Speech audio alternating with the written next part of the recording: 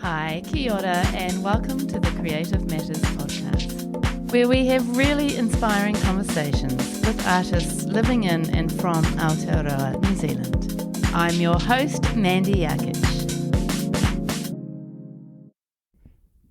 Hello, and thank you so much for tuning in today. This week I'm speaking with Bailee Lobb. Bailee is a queer, disabled artist born in Whanganui, Aotearoa in 1989, and she's now based in Wellington. She is a multi-disciplinary artist who works with textiles, colour and movement to create sculpture, installation and performance artworks that explore art as disability, access and care. In this enlightening episode, Bailee talks about how she felt as a teenager, as a person who was dealing with undiagnosed autism, and how her artwork now responds to and nurtures her disability. She shares how she started her studies in architecture at uni in Aotearoa, why she changed degrees and went on to study fine arts in Sydney, and how architectural ideas continue to inform her art practice.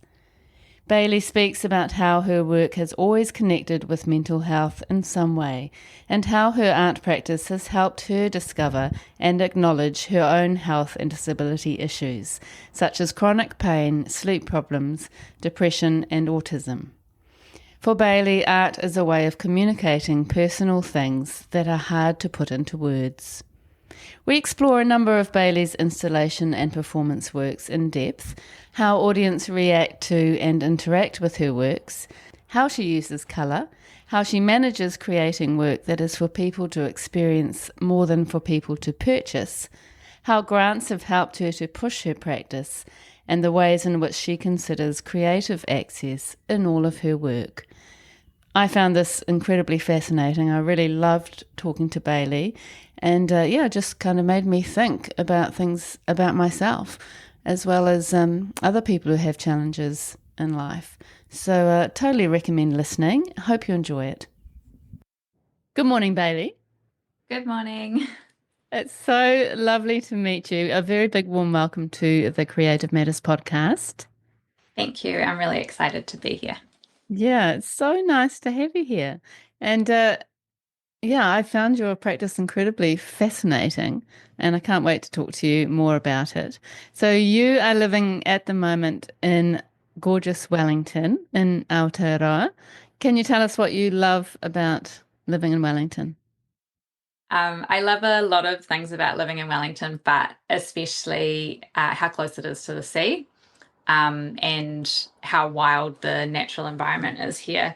I know a lot of people don't like the wind and the rain, but to me, being in that kind of really blustering environment is actually really enlivening.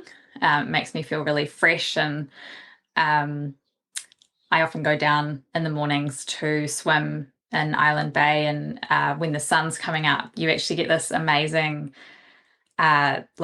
wash of color across the water, and it feels kind of like you're swimming in the color, which is just stunning. There's also a lot of events and things on here. It's a very alive city, so there's always something amazing to do out there as well. Yeah.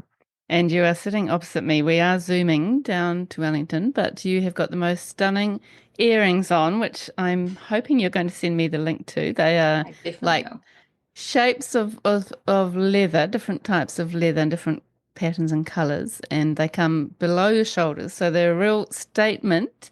And it was actually interesting because we were talking about whether that irritates you as a person with autism. And we can talk more about that later. Anyway, off the earrings and on to you. You were born in Whanganui in 1989. Can you tell us a little bit about what sort of child you were? So my mum tells lots of stories about me as a kid and how I was this kind of fiercely independent little one. There's two particular things she brings up, and one of them is this kind of point at which I just stopped wearing any of the clothes she'd laid out for me, and I was very much, no, I'm not wearing that. And I would create these fantastical outfits, always lots of color mixed together, and a very strong sense of style from a very young age.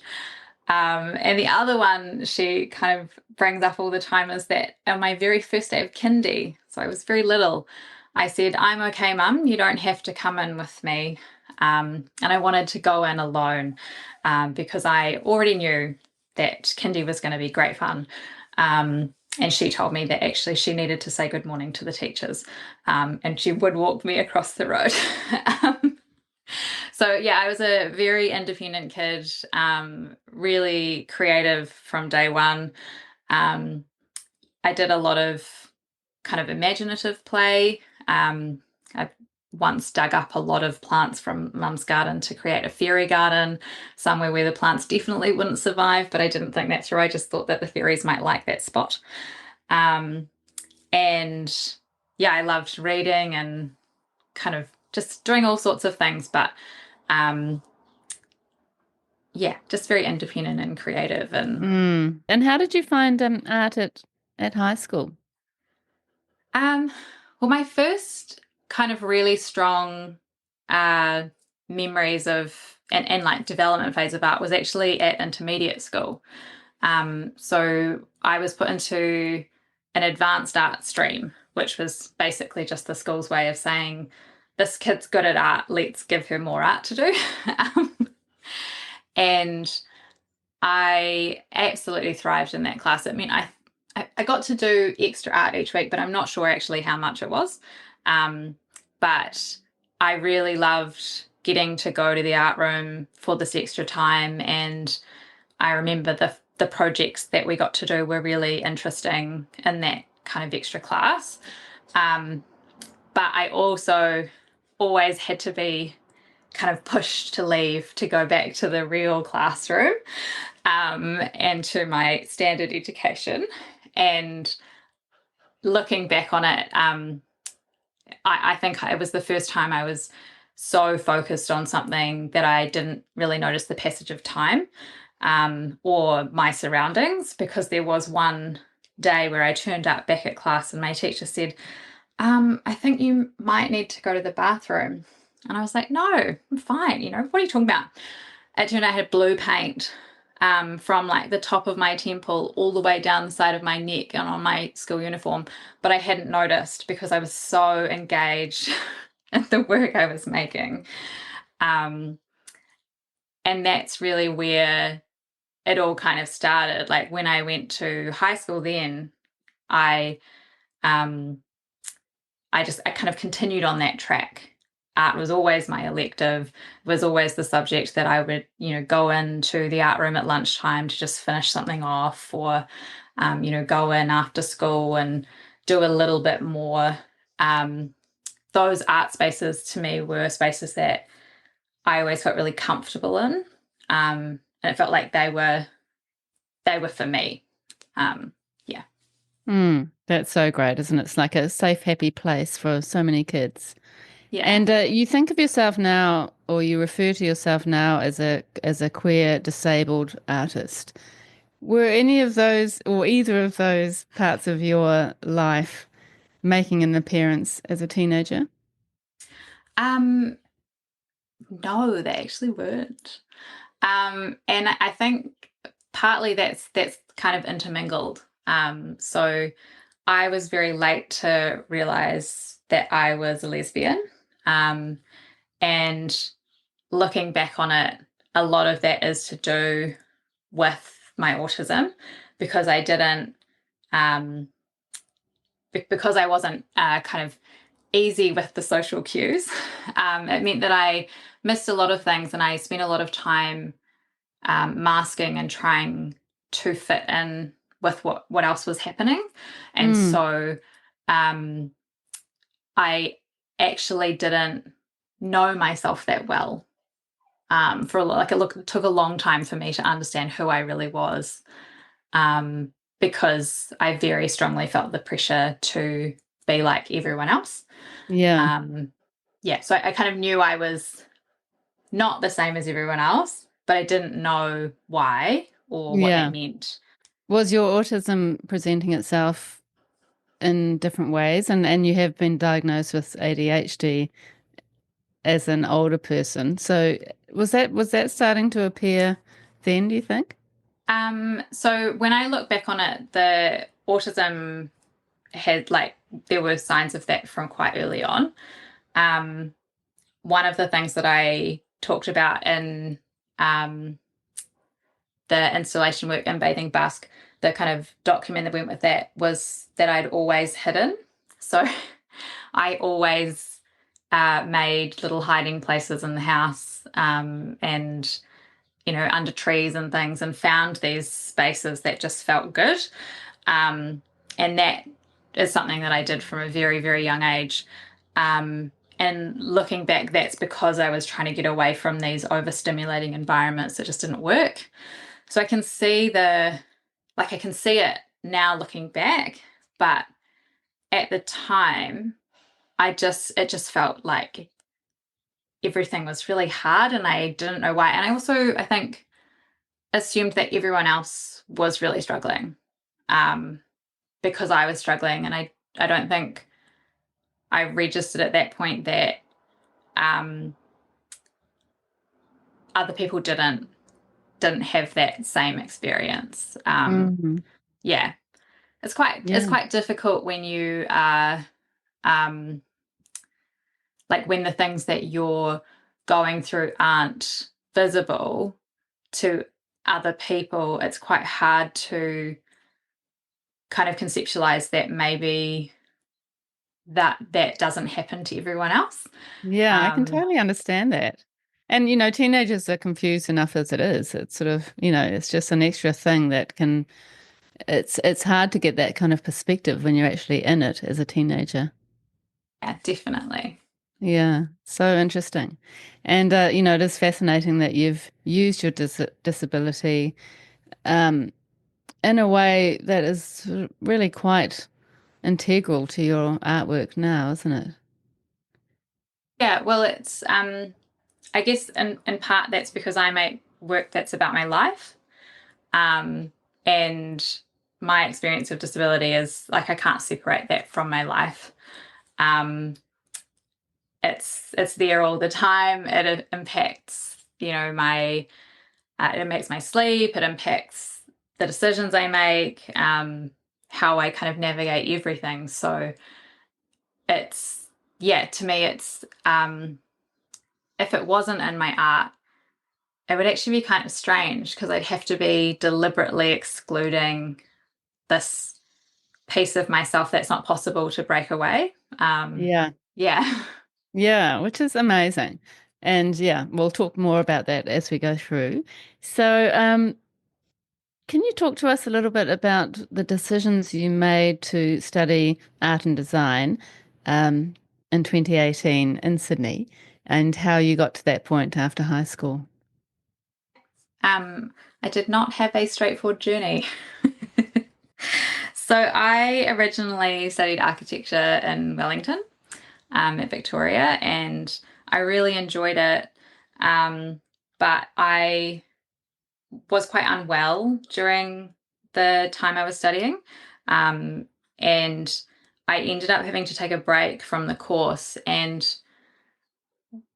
it was kind of interesting because when I'd gotten into the second, because it's competitive entry to the second year, and I really enjoyed my first year, but when I got into that second year, I remember feeling kind of a little bit of trepidation.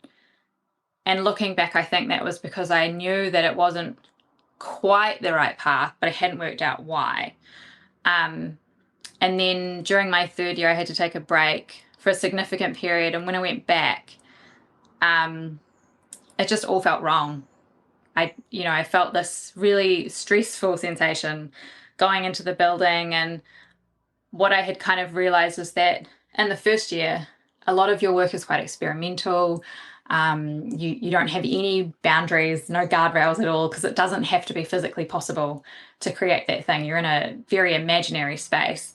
But as you move through, the work has to get less conceptual because someone has to be able to physically make it on the other end. So you have to take into account, factors about making it livable or practicality, all of those kinds of things. And I was talking to one of the teachers that I'd loved her classes while I was there, and she said to me that this was actually her second career, and she'd previously done something completely different, and that if it wasn't right for me, even if I was good at it, I should change and do something that was right for me. And I took a bit of time off and worked out what that was, and then realized I wanted to study fine art and started looking at schools to do that. And when I was looking, because I'm very much a vibes person, I'd gone to see some schools and none of them really felt quite right. And so I started looking at schools in Australia because at the time you could study there as a domestic student, which you can't now. And I wouldn't have been able to do it if I had to study as an international student. And so I went on a trip to COFA, which is now it's now called UNSW Art and Design. And when I was there was a big hole in the middle of the university because it was under construction. And I talked to an amazing lecturer who's actually an artist from New Zealand, Alan Giddy, and he said to me, "Are you in a rush?" And I said, "No, not really. I think it's probably the right place though." And he said, "Wait a year. In a year's time, the construction will be done." And things will be a little bit more settled. And that was actually really impactful for me, not because the university was more settled when I arrived. It was, but that wasn't what was impactful. What is that in that year, that actually changed the curriculum a little bit. And prior to that year, you had to choose a single major for fine art. But when I started, you could choose a mixed major. And in the first year, you did all of these kind of different classes to work out what you wanted to do. And I took textiles as a kind of to write it off, because I grew up sewing. I learned to sew when I was about 4. I entered loads of kind of fashion and textile competitions throughout my high school years. And I didn't think that I wanted to be a textile artist, but I wanted to see what textile art was in this context. And then at the end of the year, that led to me actually choosing a mixed major. So I did sculpture, performance and installation and textiles. And that combination is very much what my practice is now. Yeah. But so that advice of, wait a year while it was about something else, that actually did have quite a strong impact on the way that my practice was able to evolve. Yeah. Isn't it amazing that it actually worked out so perfectly? And I guess at that point you weren't quite sure if that was really your thing, but it became your thing, didn't it? Yeah. I think I thought that, I guess because like many people, I guess I had quite a fixed idea of what textile art meant. And, a lot of the work that we think of when we think of textiles is kind of smaller scale, and in part that's because textile work can be so labor intensive. But it's kind of when you Google textile art, often the types of things that come up weren't the types of things that I wanted to make. But then through the class, because I had this amazing lecturer who her view on textile art was that it was any art outcome that used textiles as the primary medium. And so she would let us explore anything that we wanted to, as long as the primary medium was textiles.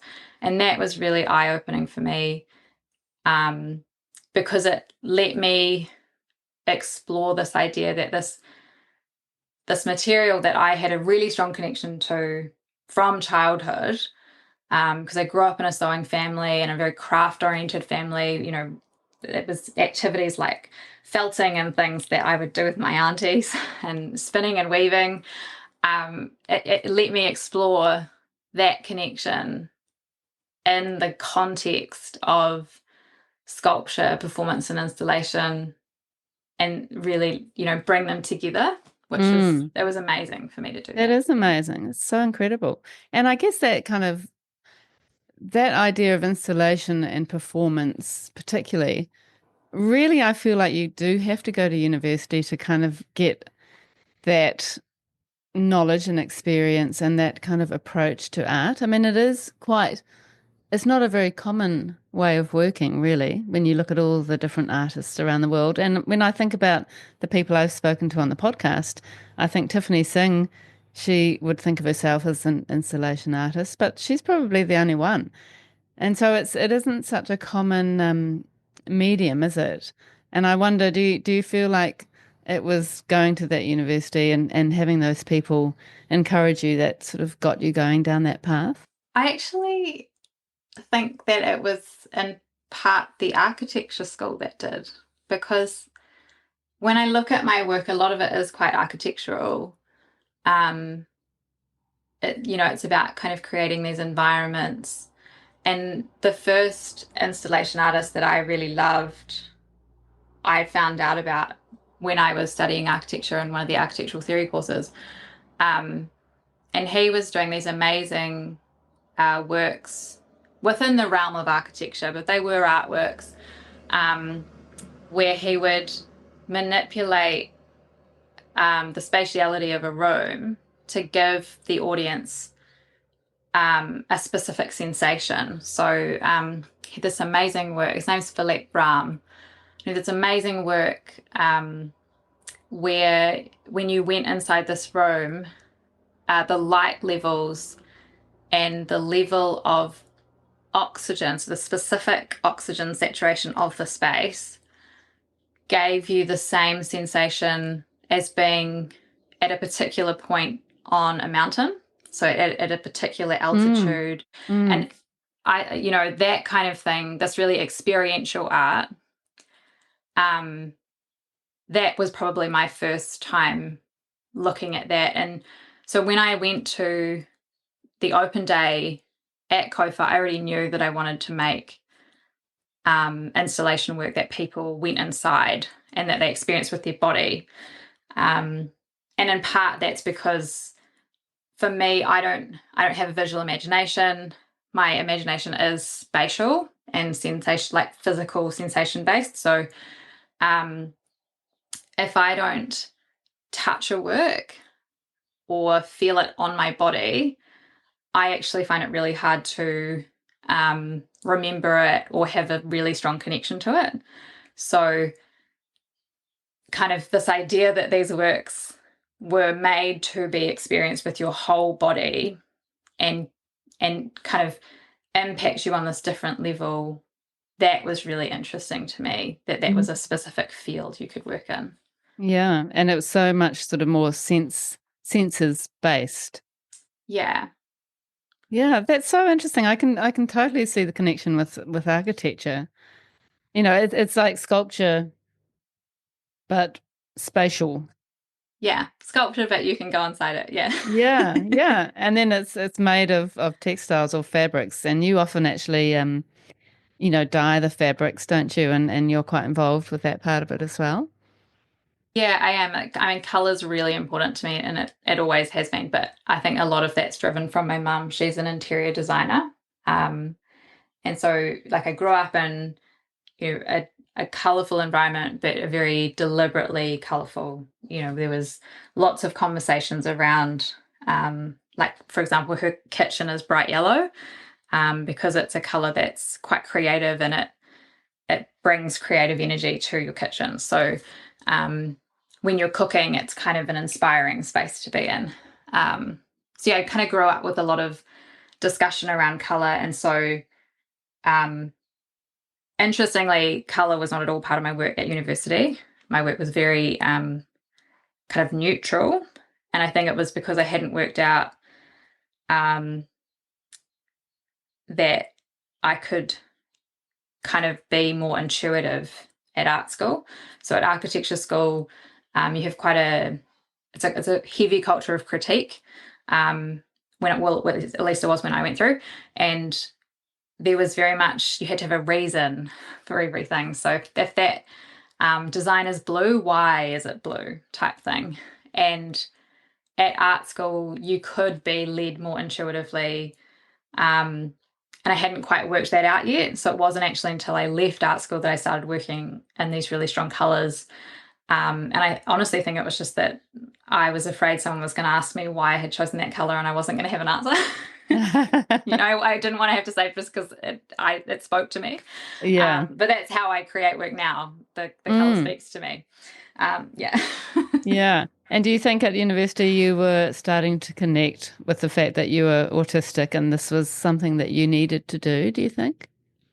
So I made work about disability experience really early on at art school, but I was working from the lens of mental health, which is obviously related because a lot of my mental health over the years has been impacted by, the fact that I was undiagnosed autistic. And so, yeah, a lot of my works, I made some works around depression, and I made work around chronic fatigue and chronic pain. And these are all things, now looking back, that actually were symptoms of autism that I didn't know what was creating them in my life. I just knew I had these struggles with really low energy and with pain, and that I, kind of struggled a lot. And looking back, that makes so much sense because I had moved from Wellington, which is, quite a lot colder. It has very changeable weather here. And it is a city, but actually it's not hard in Wellington to find a pocket of stillness. But I'd moved to Sydney in the peak of the summer, so it was so hot. It's a very busy city. It's the weather there is quite consistently bright and sunny. And actually I just really struggled from a sensory perspective with that major shift. And that's why when I moved there, I suddenly kind of fell into the state of having really poor energy and chronic fatigue and chronic pain. And that's what I was making work about. But I didn't know that work was about disability experience because I didn't yet know that I had a disability.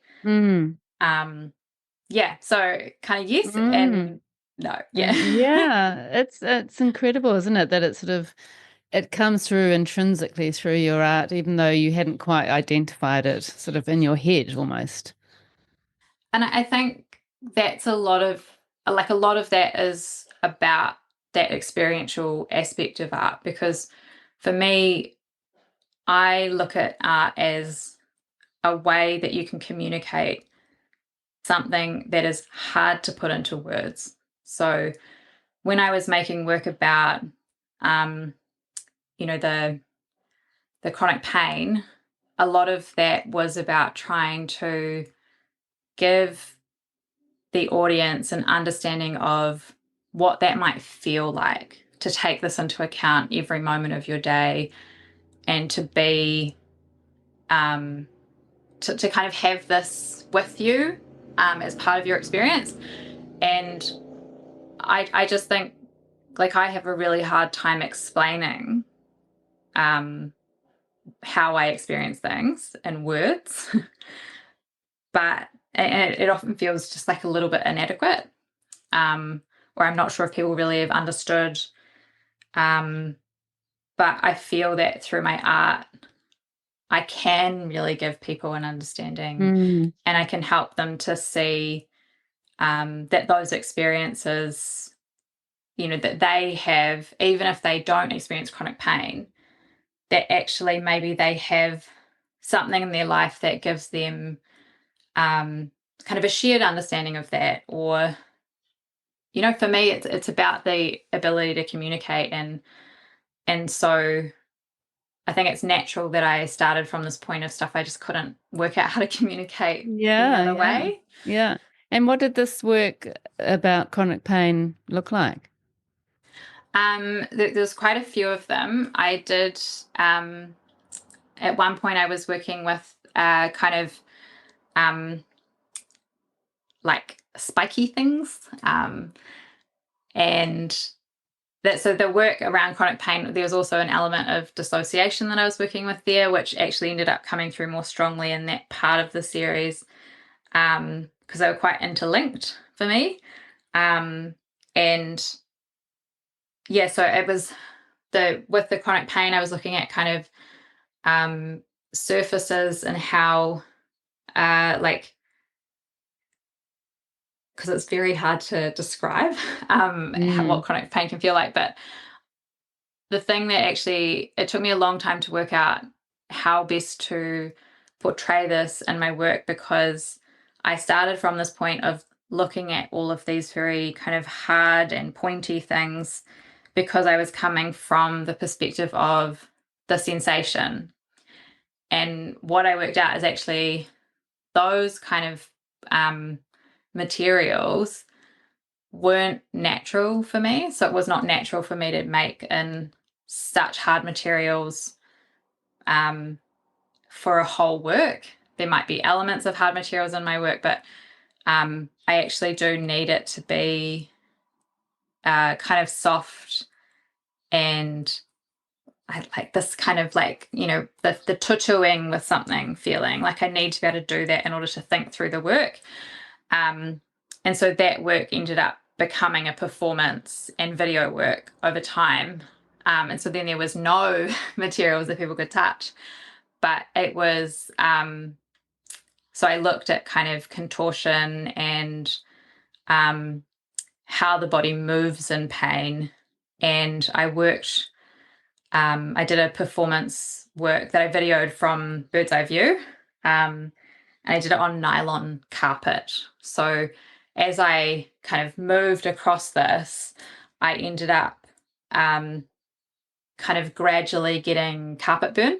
So at the beginning of the filming, I'm kind of unscathed, and the movements are quite. There's a lot of tension in the movement, but it is stretching, so it's kind of pushing against the tension. And then because I'm on this nylon carpet, as I move around, I gradually become reddened in areas. Mm. Yeah, so it turned into a performance piece. How did people respond to that? I mean, so I guess as a work, it's quite beautiful. Um, it's beautiful to look at, and it's also a little bit disturbing. But I think people really enjoyed the visual element of the work, and they did connect with that kind of sensation. Like the tension in it was very strong. But I was really surprised by it because I had people who just watched, so they just kind of sat in the gallery and watched it over and over. And then when I did the actual performance of it, I was really stunned because I'd done a lot of performance work prior to then, but the majority of it would have been as part of a collective, and we were working in quite different themes, and our work was quite kind of loud and playful, and this work was quite still and contemplative, and I was really surprised when I did the live performance of it because the audience was so quiet that I almost didn't know that they were there. And when I finished and left the room, they just stayed there. That's very powerful. And it was, like I chatted to people afterward and that kind of thing, but it just, the stillness of it kind Mm. of, stuck with me. Yeah, I bet. And you must have really been affecting them in some way. Yeah, I mean, I'm not sure what it what it was. I guess because it is, yeah, I don't know. Yeah. It's probably It's, very thought-provoking, I imagine. yeah, I mean, I think that that's something that I do. Like, I want my work to be thought provoking. I want people to come to the gallery and experience something and then think about how that relates to them, or think about people they know that might have a relationship with that concept. Like, I do, a lot of it is about creating a space for thought and a space for discussion. Um, but yeah, I hadn't thought about that work in a long time. Yeah, it was quite amazing. It was my Mm. first solo show that I did that work. Yeah. It feels really quite brave. I mean, you're at the beginning of your artistic career, and you are doing work that is not mainstream, is it? Yeah, no, it's really not. um, yeah, I think especially, I mean, there are definitely elements of my work that are more kind of, they're not mainstream, but they kind of go, oh yeah, I can understand why that's an artwork. Yeah, And then yeah, there are also elements of my work that when I tell people about it, they just go, what? That sounds crazy. I can't even, what? Yeah. So, yeah. I can um, imagine, and I can imagine that you, over the years, you've come up against, quite interesting responses and reactions to your work, which could be challenging. How do you find that? yeah, I think, I mean, I've gotten used to it. Um, a lot of people, so I guess the thing is for me that um, actually most people who don't like my work don't tell me that they don't like my work. Um, but people who do like my work often like it because it touches them on a personal level, or um, it really makes them feel something that they didn't know they needed. And those people will often tell me about that feeling. I did have one woman who she was minding an exhibition of my work, and it was really interesting because at the beginning of the day she said um, she really hadn't wanted to mind the exhibition because she didn't think that it was really fine art, and she was very resistant to the idea that this should be in the art gallery type thing. Um, and then at the end of the day, after watching people come in and interact with this work all day and seeing how it changed them from when they came in to when they went out, and how they interact with it, she actually had changed her mind at the end of the day, and she said, you know, sitting with it for this long, I appreciate it now. She said, it's not for me, but I appreciate that it is art and it does belong here. I thought that That's was really good. interesting. Yeah, that's a win. On the other side of that, the people that have loved the work, I've had people, like I had someone write me a poem once about how they felt being inside one of the works. And they were neurodivergent as well. And it was this, you know, this poetry was about this space that had been built for brains like theirs, and how it made them feel to have a space come to visit their city that was so nurturing and so supportive and just, made for them. Um, Mm. and, How stuff like beautiful is that is just that? lovely. Yeah, it's really lovely, and it's actually it must be quite a privilege for you to be able to create those kind of spaces for other people who might be similar to you, but also might be quite different. Yeah, Yeah, definitely. which is amazing. And I'm dying to know how did it actually feel for you when you were at university and you were doing this kind of work? You obviously thought of yourself as an artist at that point. Were you thinking this is going to be great, I'll leave uni, I'll get into my art career, I'll make some money so that I can support myself with my art, because it isn't really the kind of art that you sell as such, is it? Yes. Yeah. Um, so I guess like I do come from a family where you are, kind of empowered to follow your creative dreams, which is kind of important context here. um, and I don't think that I ever thought when I went to art school that I was going to leave and make a living.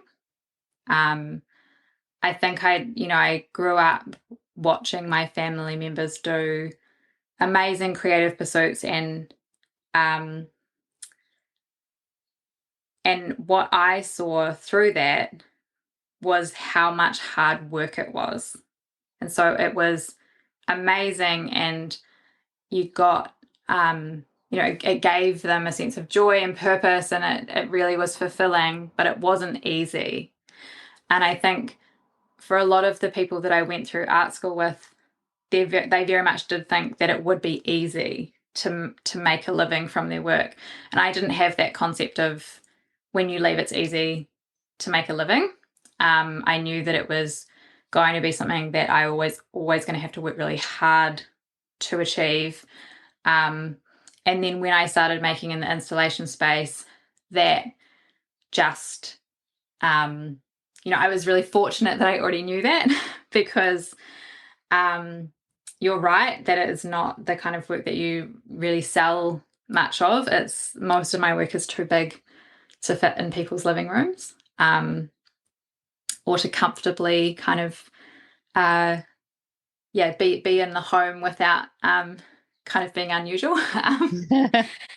And so I guess I had an awareness already of that, but we also had an amazing teacher in SPI who she actually said that the thing about coming through sculpture, performance, and installation was that it wasn't a commercially driven space, and that the cohort that graduated a year later, only, I think it was like there was, I'm not sure how many, but there would have been 2 classes of us, so maybe 60 students.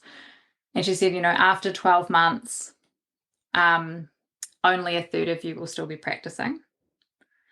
And after 2 years, that's going to be like 10 of you might still be in practice. Really? Oh my goodness, that must have been quite discouraging. Well, I think it's actually like, so it was discouraging in the sense of like, if you thought that you were going to just go out and it was going to be easy, you would have been like, oh, it's going to be really hard. But her point really was that when you leave art school as an installation artist, you have to have a day job. You can't support yourself from your art straight away. And the complicated thing about balancing a day job and a large scale art practice is that they both actually require a lot of time, and it can be really exhausting.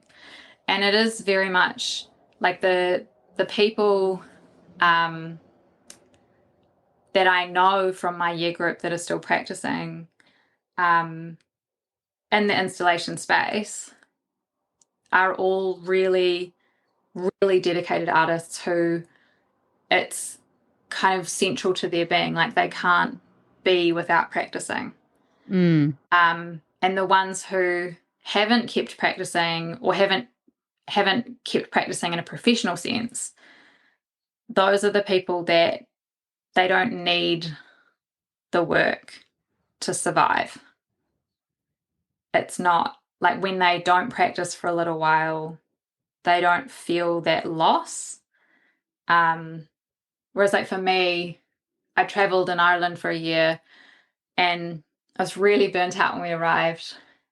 And it was only about 3 months before I really felt like I was just missing something really big in my life.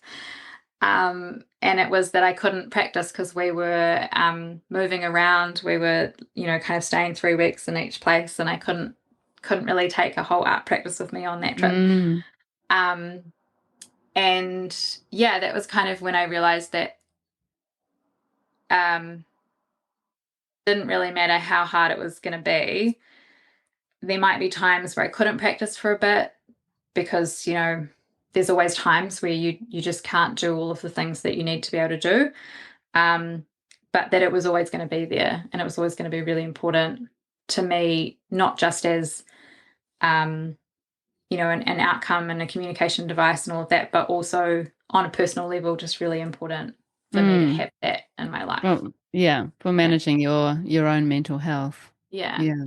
When you think about your practice as a commercial entity, which it is not, I guess, but if you were to think of it more like that, do you feel like you could actually make sort of small versions? Like I'm looking at you on the computer screen, you're next to one of the pieces from one of your installations, which Yes. is gorgeous in itself. Like, have you ever considered actually creating sculptures that stand alone that aren't part of an installation that you could actually sell?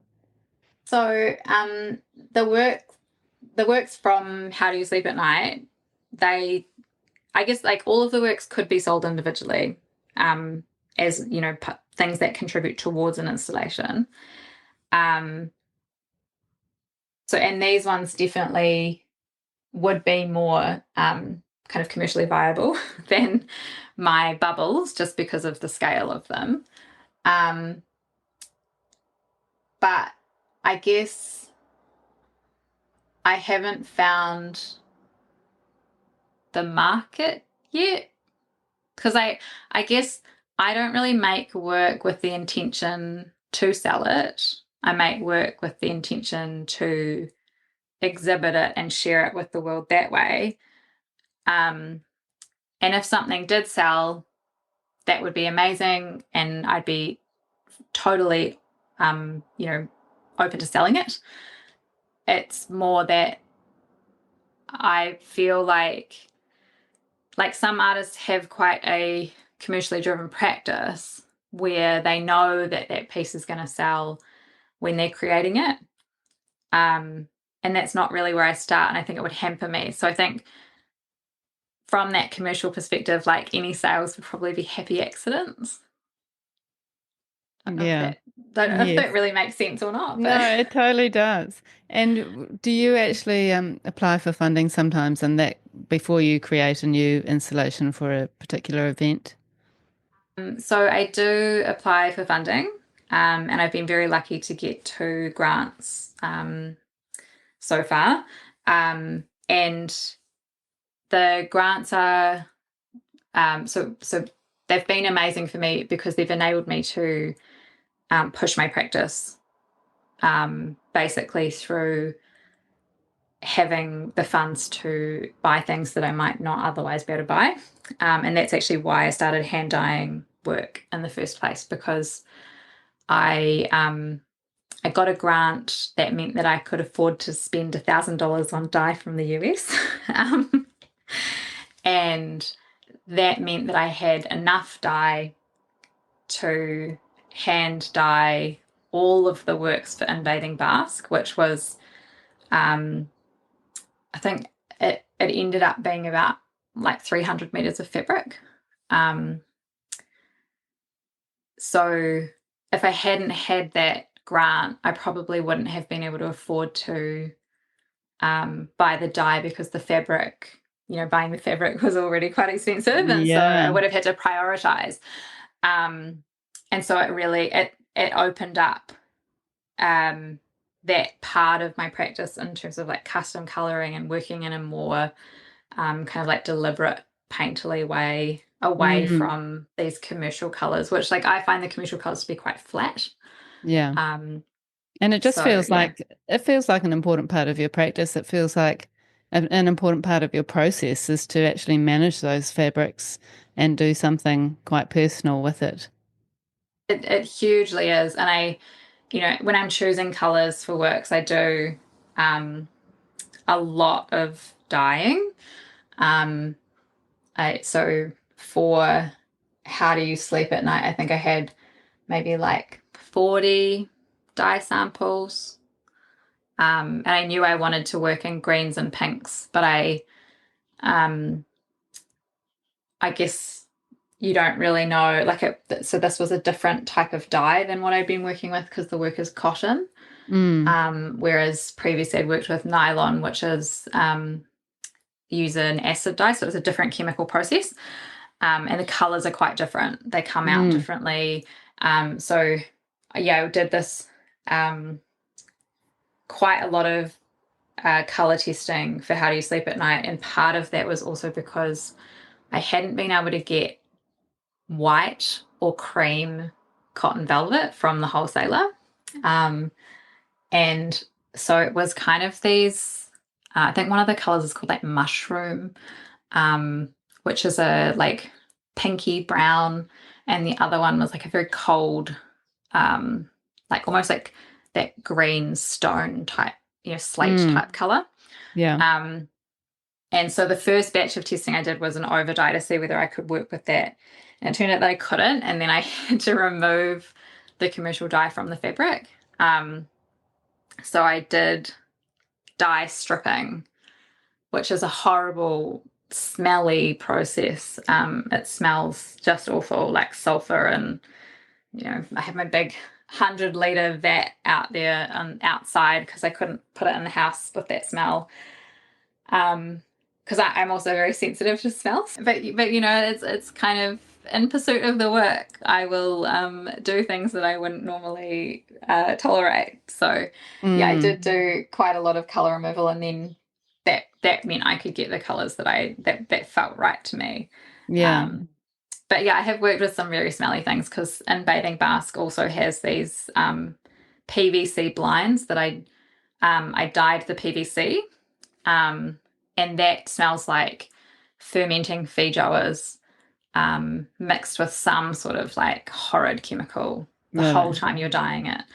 It's just, oh my gosh, it's really unpleasant. So my partner is, long suffering, shall we say? Yeah, and very tolerant. Very tolerant. Yeah. So you've spoken about these two experiential works, which is how do you sleep at night, which was presented in 2023, and also in Bathing Basque, which was kind of 2019 to 2021. And those works, as you said, are very deeply personal. Perhaps you could just unpack what they were all about and the process, which you've already kind of started touching on. So let's just look at In Bathing Basque. Can you tell us a little bit about how that one came about? Yes. So it's actually, interestingly, it actually starts from the same place as How You Sleep at Night, which I forget about quite often. But I made my first inflatable work when I was thinking about what types of spaces made me feel really safe. And what I was connecting that to at the time was that there was this particular time of the early morning that I would fall asleep. And it was because this dense yellow light would come through, and it just, that color made my body feel really relaxed. And so I thought, what if I made a space that I could go into and it would be just that color? So really like bathing in the color. And I made this inflatable work that I modeled off an orange because I wasn't really sure how to draft it. And it was my kind of first test piece. And then when I was traveling in Ireland, I saw an exhibition call out for Tuiponiki, which is in Wellington. And I really wanted to apply, and it was this huge space, biggest space I've ever exhibited in.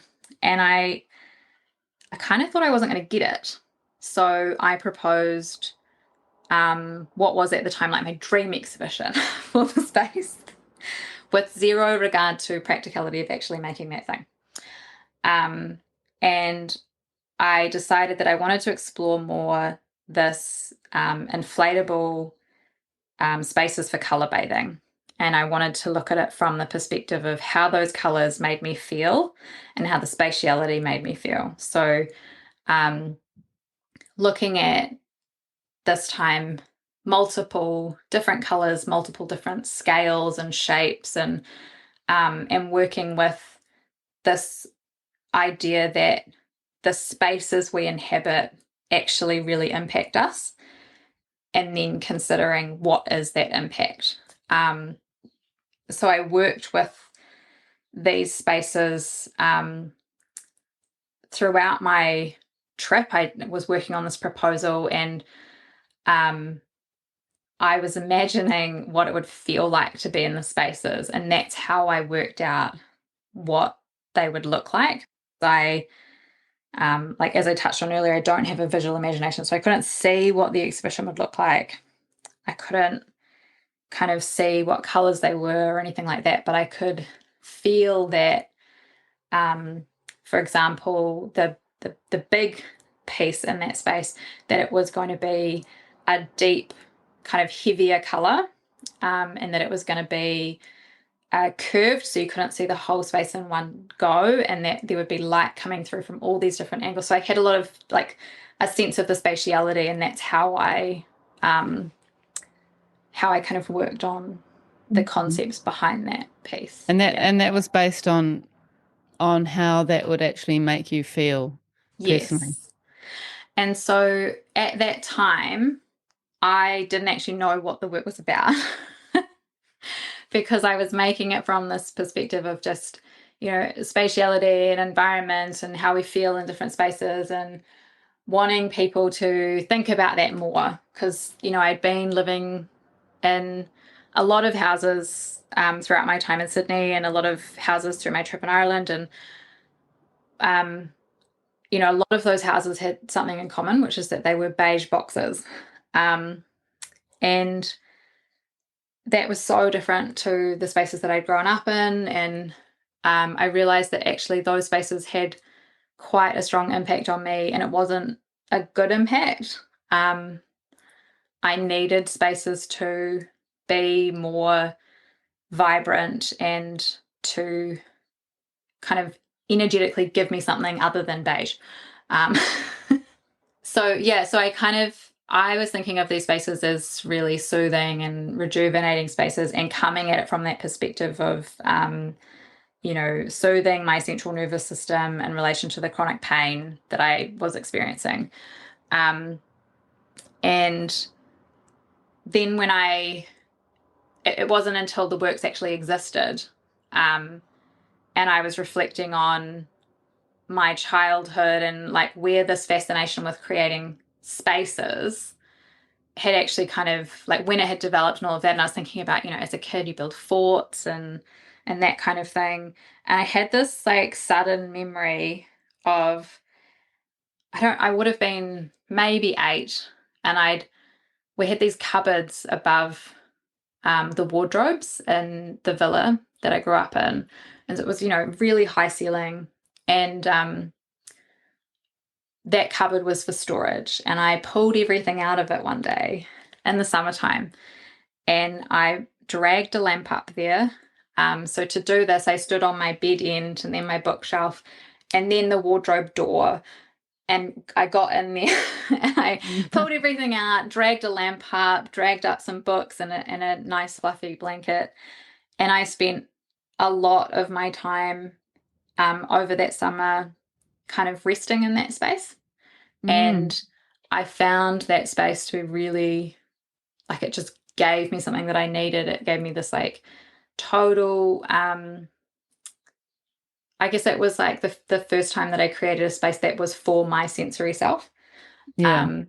And when I realized that I'd always done it and that's what I was doing, that's when the work, like my understanding of what the work was, actually came to be.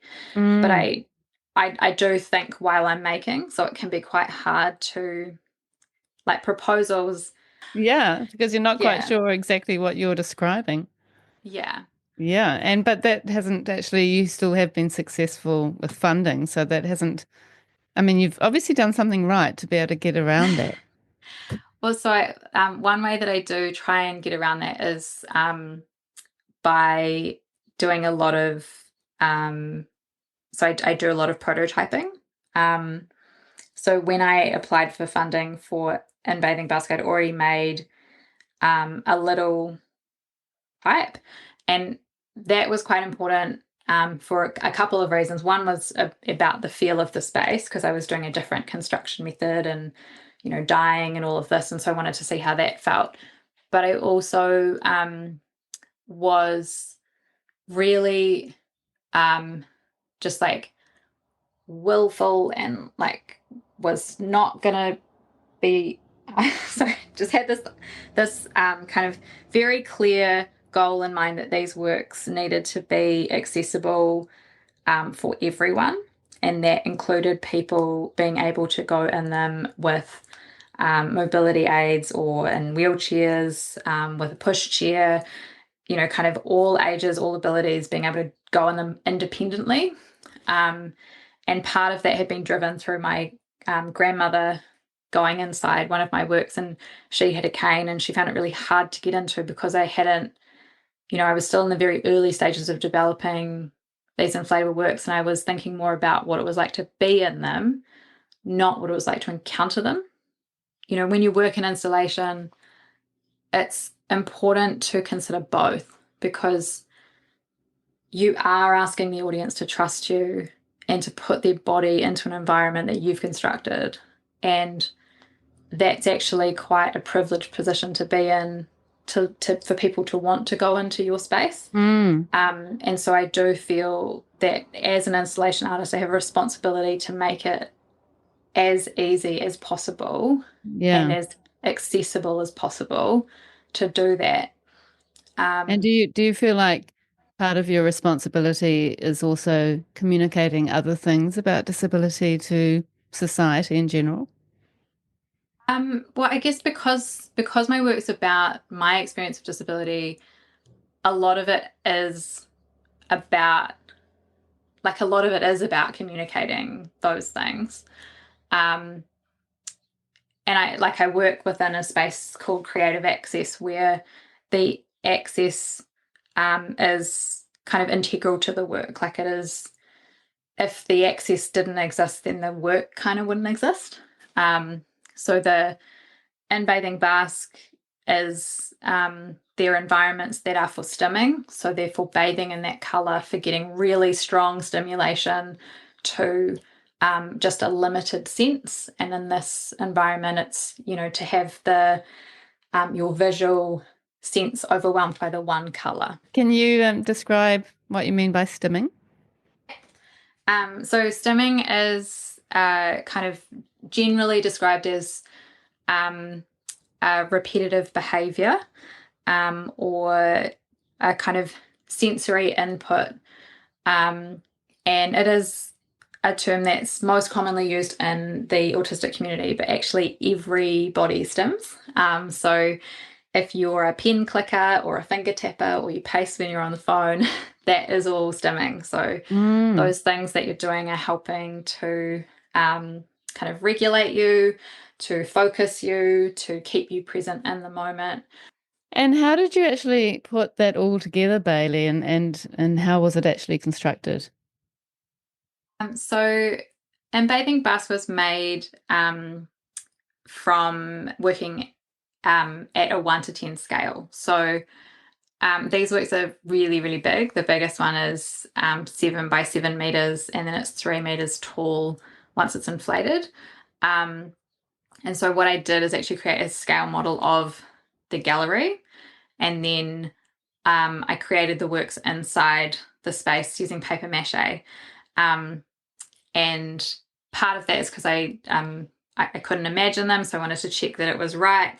But then I actually drew all of the seam lines onto those little paper mache sculptures, and then I cut up that sculpture.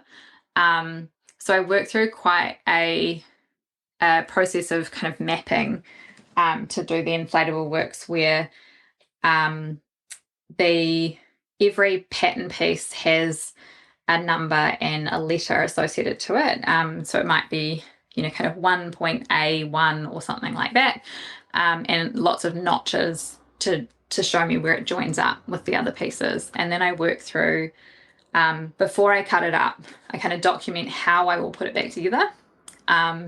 Because once the work is at scale, I can't test it until it is complete. And I don't know, like if I make a mistake with construction, I actually can't tell until it's finished. So the preparation stage is really important in order to get all of that right. And it's also kind of quite nice because it puts a lot of that thinking really early in the process. So it means that when I'm actually putting the work together, it can be quite relaxing.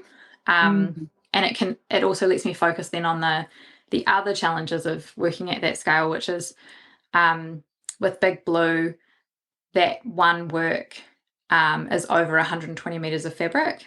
So I did the dyeing for that in batch lots of 10 meters with my 100-liter dye pot. Wow. And it felt very witchy, that one, because the dye was this deep blue color, and I was there stirring this cauldron with the big stick. But physically, it was quite a challenge because even though the fabric is only 90 grams per square meter, when you're working with 120 meters of it, that's quite heavy. Yeah. And getting something heavy and large through a sewing machine, especially doing the flat felled seams, because that's, you sew it once to get it together and then you sew it a second time, kind of folding the seam over itself to capture all of the ends in so that it's very secure. And that means you're sewing every seam twice. So the longest seam on Big Blue is 24 meters long. Wow. And That's really long. it's really long. And I guess you had to really think about, not creating any little spaces that air could escape through. Yeah, and also making sure that, because sewing a seam that's 24 meters long actually takes quite a long time. And so working with this piece in particular was, it actually showed me that I needed to be really conscious of how I was feeling in the studio. So I couldn't, because I'm like, I hyper focus in the studio, which means that I don't pay attention to other things. So I won't notice if I'm hungry or if I'm tired or if I need to go to the bathroom, any of those things. That just like my body does not register because I'm so focused on what I'm doing. And I couldn't do that with elements of invading bust because the task was either, physically really challenging because it was heavy or it was going to take a long time. And I had to kind of create these rules in the studio to compensate for my lack of interoception. And so the rule was that I couldn't start a new seam that was more than 4 meters long after 3 p.m. And I could not sew any zippers after 3 p.m.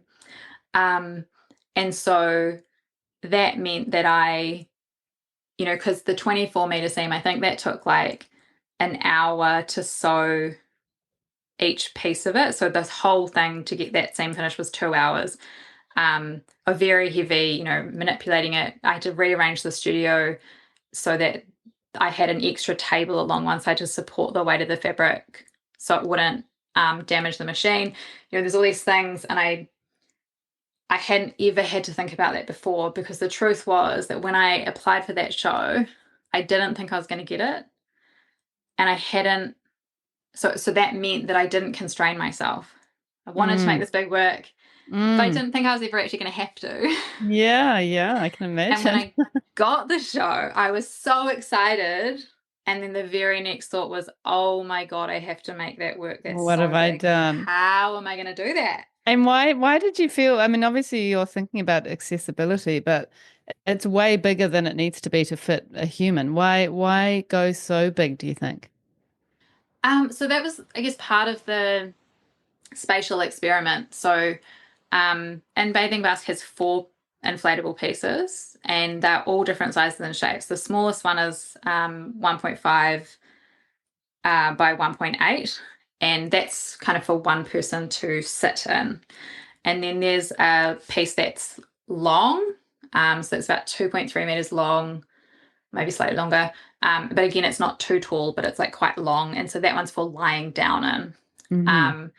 And then there's one that is a 3-meter kind of circumference, and it's a big circle, and that one's for standing in. And then Big Blue, which is the enormous one, that one is for kind of moving in, but also for being in with more than one person. So these other works, a lot of that was about, it's suitable for one person.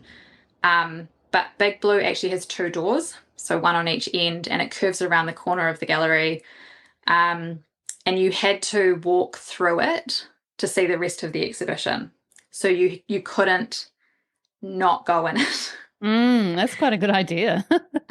Which, it was challenging for some people to think about that. But it meant that because I was making people go through it, I had to think about the practicalities of, like, if there was an emergency, how fast could you get out of that space? And also how easy it would be to go through, that it would stay inflated while the doors were open, because the smaller works deflate, and that's part of the experience, is this this moment where the work's going down and you're getting in, and then you trust that it will pop up around you again, and it will give you that support. And that for me is actually very true to my experience, where sometimes I don't register that I'm feeling overwhelmed, and so then there's like kind of this things are starting to feel like they're going out of control as I'm preparing to do some stimming or go into a sensory space. And so that means then, like, that feeling that my audience have is actually very similar to how I feel often when I'm about to do some self-soothing. You had fans going into those spaces that were running all the time? All the time, yeah. So Big Blue has 4 fans, which means that even if the audience leaves the doors open, it will stay inflated. The smaller spaces have 1 fan each, and because the size of the spaces relative to the door, there's not as much air in the space. It actually means that they deflate quite quickly, because they rush out when you open that door up. But one thing that it made me think about is, because I had spent a lot of time working on the door design. So it's kind of like an H shape. So you can access it by unzipping the top and the bottom and go through kind of a slit, or you can open up the middle, which is magnetic, and go through there, or you can open up the whole thing and roll through. And giving people flexibility means that people could access these works without assistance, which is what I wanted.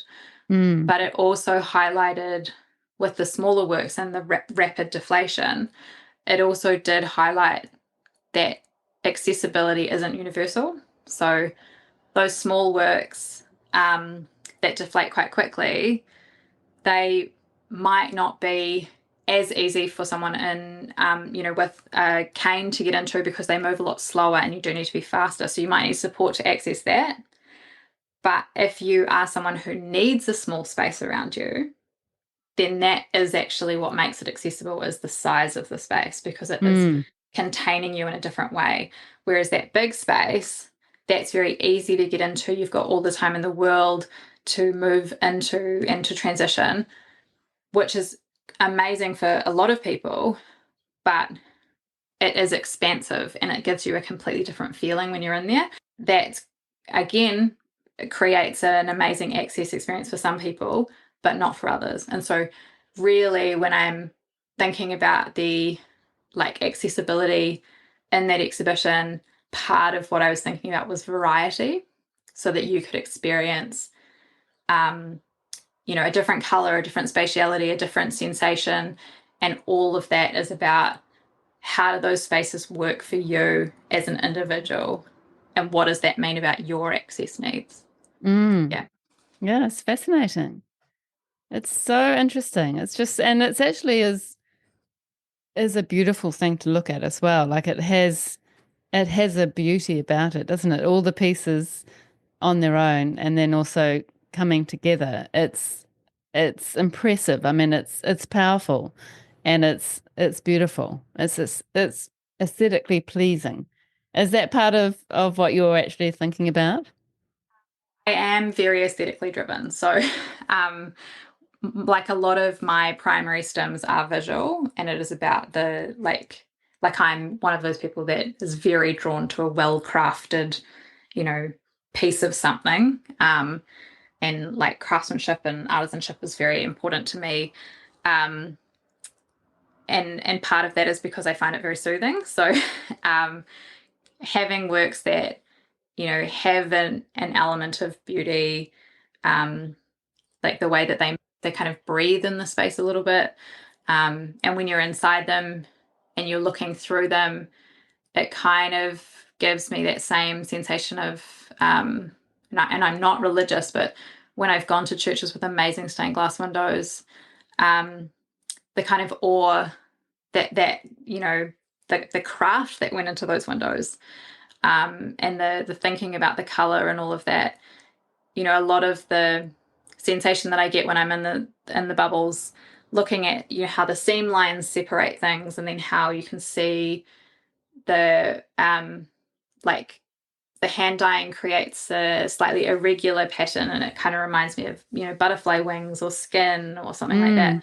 So all of those things, they have it's very rich visually, and that is in large part because for me these are visual stems, like visual and environmental stems. Yeah. Mm.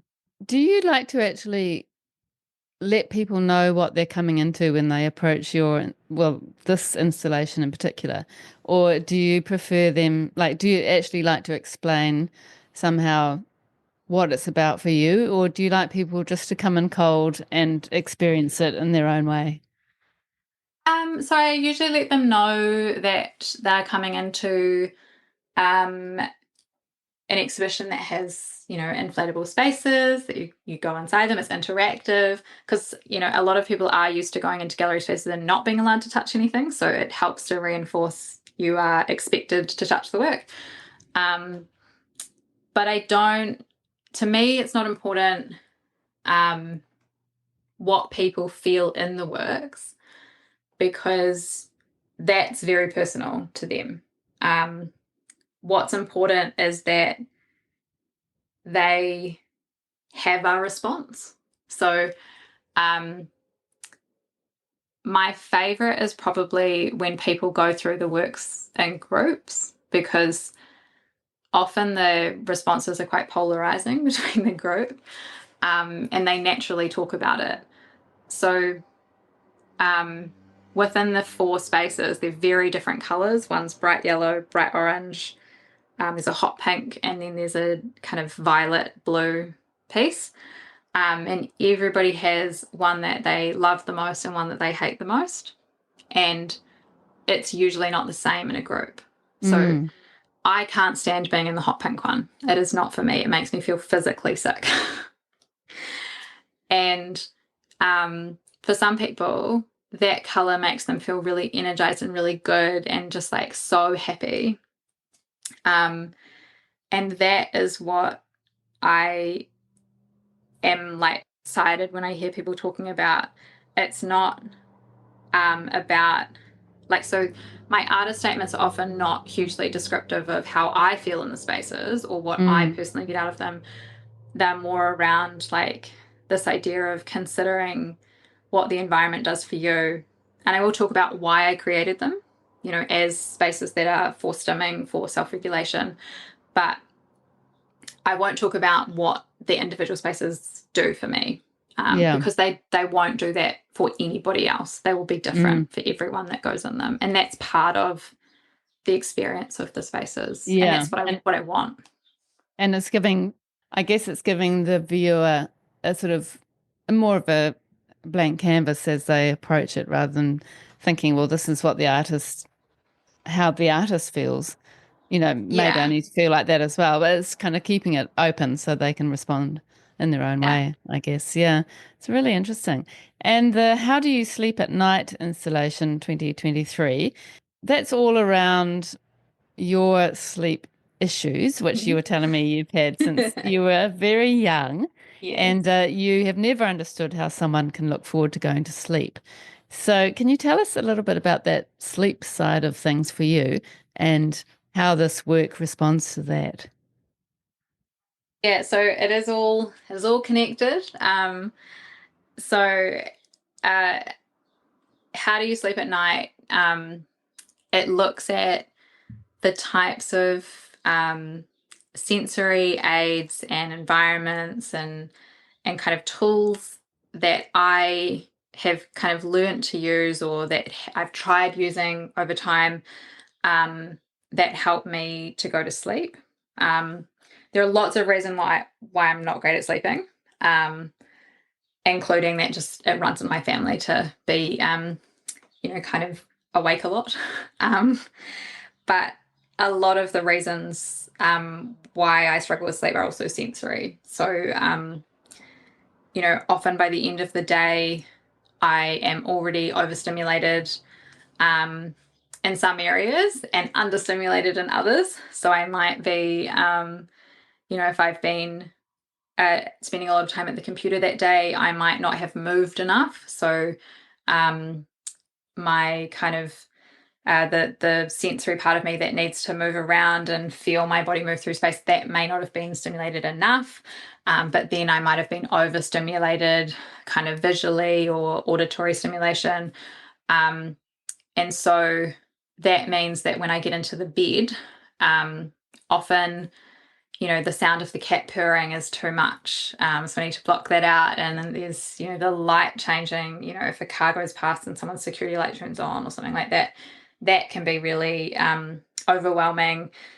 And then at the same time, the sensation of being still might be really overwhelming because I haven't had enough stimulation in that area. So, um, How Do You Sleep at Night it's a sculpture, installation, performance work.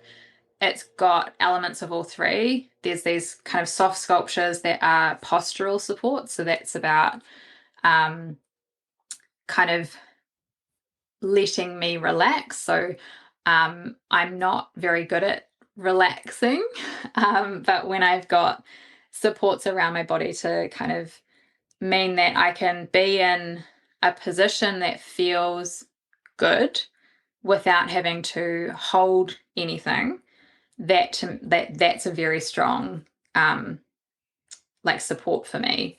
And then there's a glass blanket, which is a weighted blanket. So that's for proprioceptive input, which is deep pressure. Um, and that's knitted with glass beads. So it's got 70,000 glass beads on it. And then there is also the performance element, which that piece comes in where I do these kind of rituals that help to regulate and prepare myself for sleep. So when I'm in the gallery, there's a portion of the performance where I'm wearing headphones. So I'm doing an auditory stim, which is listening to the same song over and over again. And then I'm doing this kind of quite energetic movement. So lots of like flicking of my limbs, shaking of my arms and legs to try and get out this excess energy that I haven't moved enough through the day to like move it through my body. And it's just sitting there kind of creating this dreaded feeling in my body as soon as I have to be still. Um, so yeah, the work is really about both the preparation for sleep, and then the act of going to sleep. And I do during the performance, I do sleep in the gallery. Um, yeah. Which is incredible. Do you actually manage to drift off and go to sleep? So I did 3 performances for Nelson Arts Festival, and one of the performances I couldn't get to sleep, which ironically was the evening performance. But the performances that were during the day, I did fall asleep. Really? Yeah. So Well, I mean, it's actually so interesting for somebody who is so sensory to be in that space with people, to be able to actually allow yourself to go to sleep yeah. is Um, really like it's actually surprising. I was really surprised. And the performance, the way that I talked about it with the gallery was an attempt to sleep. So, Mm, I was fully aware that I may not get to sleep. Um, but the performance was just over an hour long. So about 20 minutes of that is the preparation, and then 40 minutes is the attempt to sleep. And I think probably in the performances where I did get to sleep, I probably didn't sleep for that long. mm, Maybe 20 minutes or 10 minutes even. But there was one where one of the conditions was that I had a gallery minder who made sure that nobody touched me. um, mm. Yeah. because you're right, it is very vulnerable to, Yeah. especially because I had an eye mask on, I had earplugs in, so I couldn't see or hear anything. Wow. Um, and so having that person kind of look after me and make sure that I was safe was really important. Yeah. And I did have, um, so there was some people who, kind of, is she real? They thought that I was the sculpture. Um, which was really interesting because I just don't think that I'd be able to make a lifelike sculpture of a human. I know some artists can, but it's not Yeah. not my skill set. And I did also have quite a few people fall asleep in the gallery with me. Really? Um, and one of them afterward had come up to me, and she'd said that what she wasn't expecting was that showing my difficulty with sleep and creating this space, this very public space that was kind of creating a safe and supported environment for sleep, actually made her feel safe and supported. And Mm. she, as a result, felt able to sleep in public. She said it's never happened to her before. That's powerful.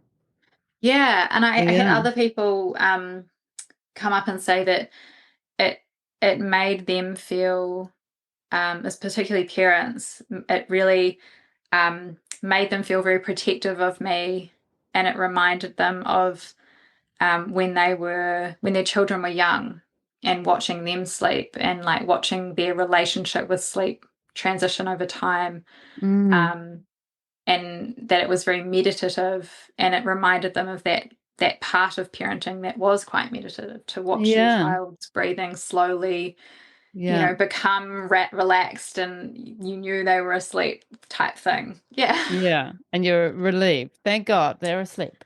Yes. um, And visually yeah. that installation is really striking. You've got the sleeping aids which you've made that are made of fabric that are on the wall. And then your glass blanket is kind of draped on a plinth, isn't it? And you've got the screens again. So can you do a better description than I've just done of how that actually looked? Yeah. So the the objects, the sleep supports, they are cotton velvet, and they're again hand dyed in a variety of green tones and some pink tones. Um, and so they are. They're an assortment of shapes and scales. So there are some that are quite large. Probably the largest one is what I call the side sleeper, which has a hole in it for my shoulder to sit in, and then a support, from the elbow to the hand, so that my arm is supported, but my shoulder doesn't go numb. And then I've got a space for my head above that on that one panel. Um, so they fit around my body. I used 2 postures to create these. One was the side sleep, and so I took these kind of reference images and worked out where the negative space was, and that's where these sculptures fit in is they fill in the negative space around my body. And then the other one is sleeping on my back with my knees up. I get quite hot feet, and I do not like to sleep with hot, I can't sleep with hot feet. So the knees up is quite important because it is a kind of a triangular shaped bolster that actually lets my feet dangle off the other side. So those are the sculptural elements, and the majority of those I had kind of balanced on the wall on timber dowel. So the exhibition changed throughout the duration. You could, as an audience member, you could go in and move the objects, and it meant that every time I went in to perform, things were slightly different. There were some other elements in there as well. So you mentioned that the screens, they actually were reused from In-Bathing Bus. So that was the yellow PVC screens. And I used them to link the two installation works together, because in that same show, I had the works from In-Bathing Basque in the front gallery. So it provided this kind of linking through, but it also broke up that gallery space and just kind of tied everything together. And then there were also the costume elements from the performance, which so there were some bright red pajamas, silk pajamas hanging in the space, and the eye mask as well. So they were silks, and then the glass blanket. So this was the only fragile work in the exhibition.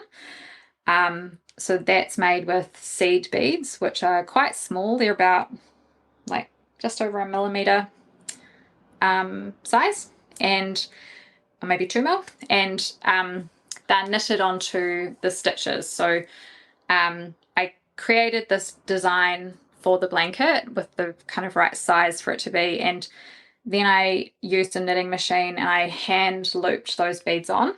Really? It's quite heavy. The blanket weighs, I think, 7 kilos. But because it's glass, it is quite fragile. So that's the only one that's kind of handled with care. That must have been a very laborious task. 70,000 beads. It was very labor intensive. Yeah. I have to say that of all of the works I've ever made, that is the only work that my partner has cursed for taking me away from her in terms of time. I can imagine. So I worked on that piece, just that piece for this exhibition, for 3 hours a day, every day for 6 months. Really? And then the other works I created around that. Wow. Yeah, so it was very labor intensive, that one. But that's actually, that blanket is where the exhibition started. So I had this idea that, because I have a weighted blanket that I use at home, and I had this idea of making a weighted blanket as an art object, and what would that look like. So for me, it wasn't an option to swap that out for something different, because that was the original thing that was helping me to sleep, was the weighted blanket. And so it was the focal point for me of developing the show. The starting point. Yeah. And that installation was shown in 2023 at the Refinery Art Space in Nelson, Aotearoa. So that was for the Nelson Arts Festival, wasn't it? It was, yeah. Yeah, how amazing. So interesting. It's just fascinating. It's lovely to talk to someone who's got such a different practice, and, who at the same time is educating us about neurodivergence and all of those other things. I mean, we talked about stimming before when we weren't recording. And, my idea of stimming, I thought, was really just when people move their hands. And there's so much more, so that in itself is just, it's like sort of opening a door to giving people new experiences and feeling these different feelings, but also actually learning to understand what other people go through and potentially what they are actually going through without realizing. Yeah, I think a lot of my work, over the years, I've kind of come to understand that a lot of it is about giving people permission to consider what's best for them. How both of those works.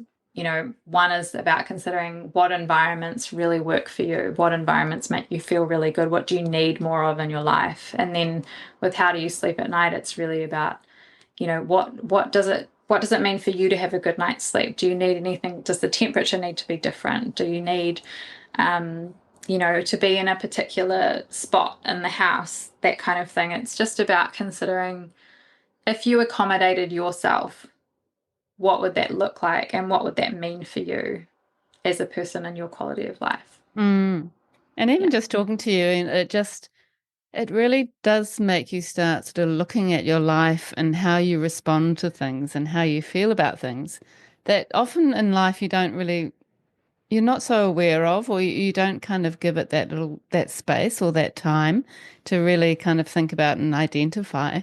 And, there's probably a lot more things that I've already discovered a few from talking to you, of things that you do that you don't realize are actually making you feel safe or making you feel comforted, or, whatever it is. It's actually quite fascinating.